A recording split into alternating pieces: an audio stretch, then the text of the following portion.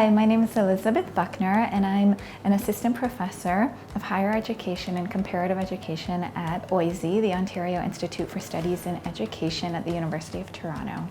So this is not my first time in Ras Al Khaimah or as a visiting scholar with the foundation, and so I've done a number of projects over the years, but this time I've come in March and spent the month of March here examining the roles of private universities, and specifically I'm looking at how different emirates, so Ras Al Khaimah as well as Dubai and Abu Dhabi, are regulating the sort of private universities and how they're doing so differently.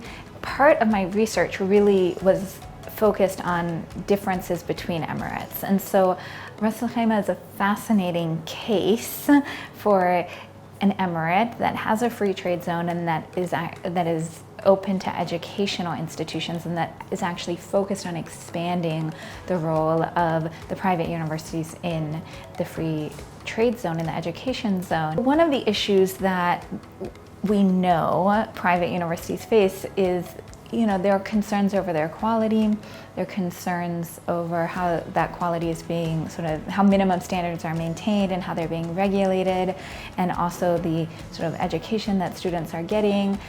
But, I think partly this research is guided by the idea that private universities do have an important role to play, especially in the UAE. Where there's a huge number of people who can't access the public universities. I'm so thankful to the foundation. They have really supported my research in so many ways, both by hosting me here for the month, but also really facilitating contacts with key stakeholders and policymakers. It's really been critical to my understanding of the free trade zone here in Ras Al Khaimah, but also in Dubai as well.